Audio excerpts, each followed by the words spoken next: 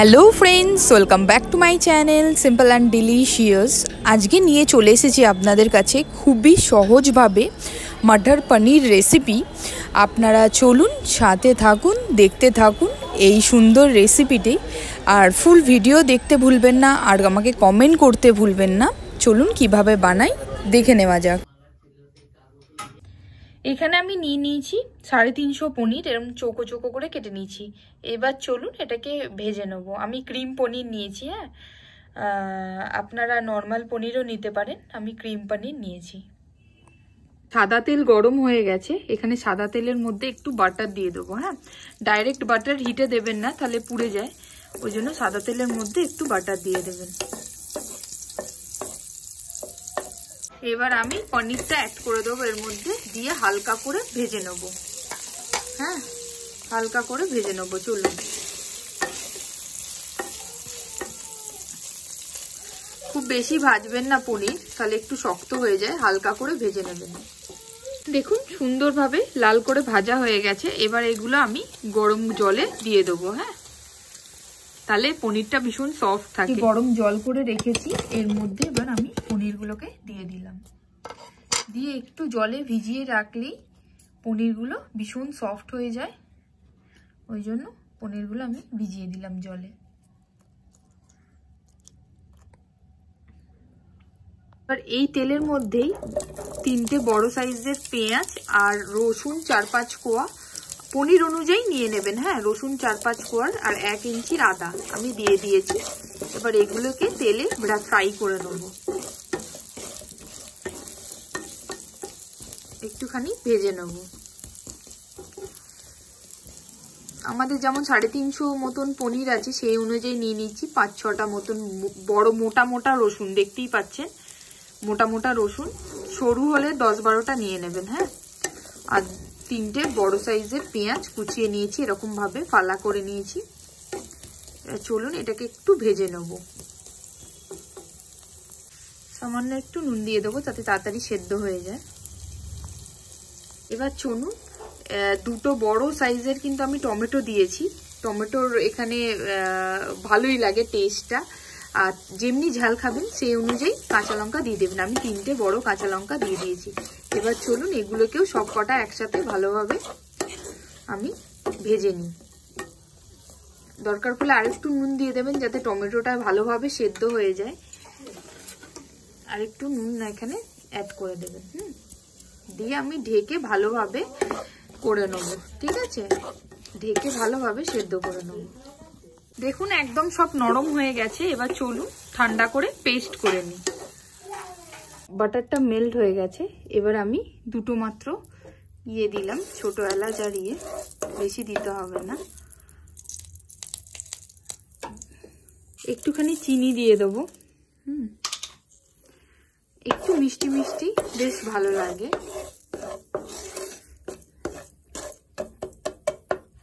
আর পনিরের কোনো রকমই রেসিপি খুব রিচ স্মেল হয় না, একদম হালকা স্মেলের হয়। তাই আমি ওই আদা, রসুন, পেঁয়াজ, টমেটো সব কিন্তু তেলে ভেজে সেদ্ধ করে মানে বেটে নিয়েছি। হ্যাঁ, আপনারা সেদ্ধ করেও বাটতে পারেন, আমি তেলে ভেজে বেটে নিয়েছি। এটা একটুখানি চিনিটা মেল্ট হয়ে গেলে এর মধ্যে কাশ্মীরি লঙ্কার গুঁড়ো দিয়ে দেবো, যাতে গ্রেভিটা একদম ডাইরেক্ট মানে কালার হয়ে যায়। দিয়ে দেবো ধনে গুঁড়ো আর সামান্য একটু হলুদ। হলুদটা কিন্তু খুব বেশি পড়ে না। এবার সব আগে গুঁড়ো মশলাটা ভালো করে তেলের সাথে মিক্সড করে নেব।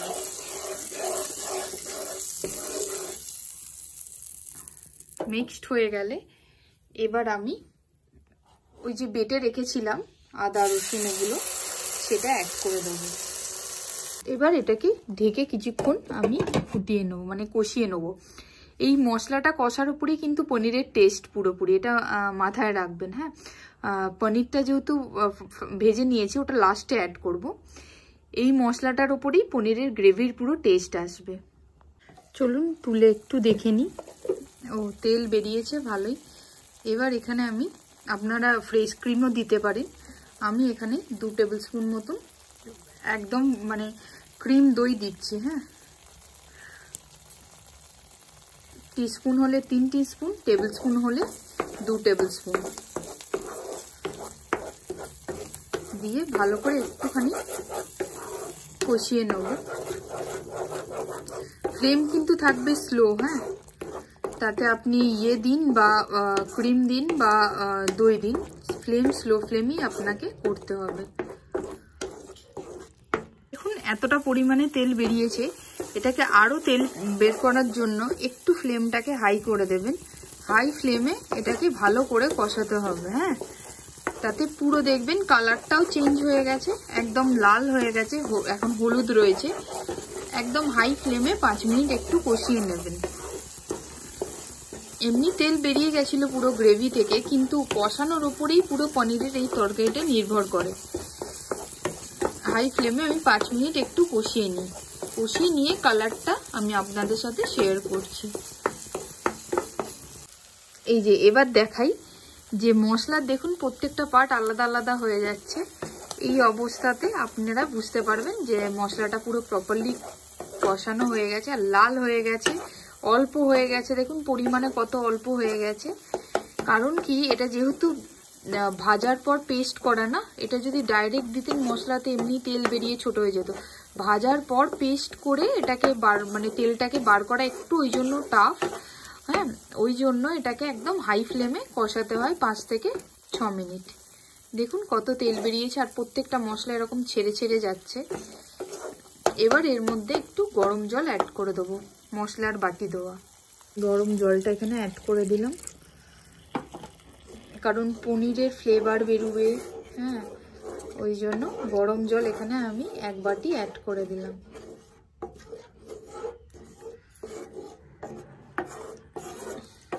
একদম পনির কিন্তু টেনে নেয়, জলটা আপনারা বেশি দিলেও অসুবিধা হবে না কিন্তু।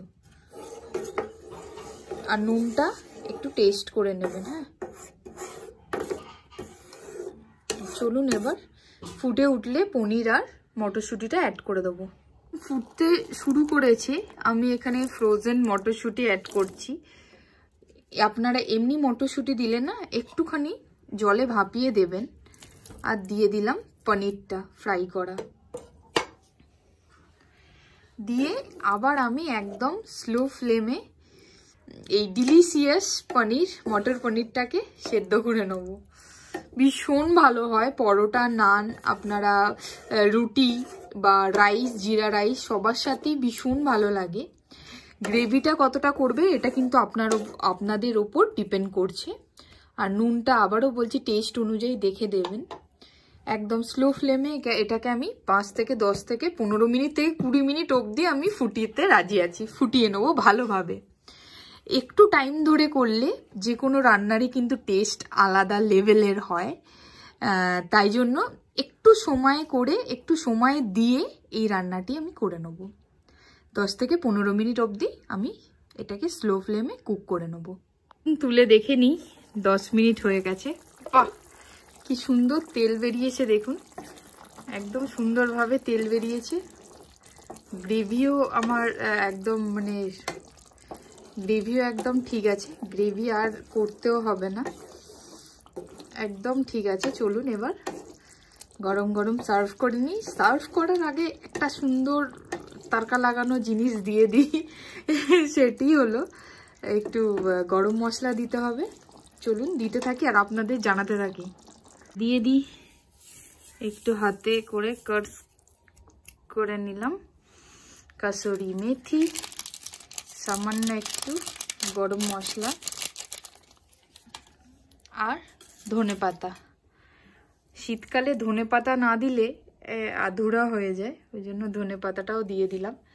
দিয়ে আমি না ঢেকে কিছুক্ষণ রেখে দেবো, যে প্রপার যাতে মশলাটা কুক হয়ে যায়, সব জিনিসটাও পুরো ইয়ের সাথে মিক্সড হয়ে যায়। ওই জন্য কিছুক্ষণ আমি ঢেকে রেখে দেবো, তারপর আমি সার্ভ করে নেব মটর পনির। চলুন এবার 5 মিনিট মতন, ফ্লেম কিন্তু করে দিয়েছি বন্ধ। হ্যাঁ, এবার 5 মিনিট মতো ঢেকে রেখে দিই। যদি ভালো লেগে থাকে তাহলে প্লিজ আমার চ্যানেলটাকে সাবস্ক্রাইব করে যেতে ভুলবেন না। সাথে থাকুন, পাশে থাকুন, আর নিত্য নতুন ভিডিওর জন্য পাশে থাকা বেল আইকনটাকে প্রেস করে দিন। ধন্যবাদ।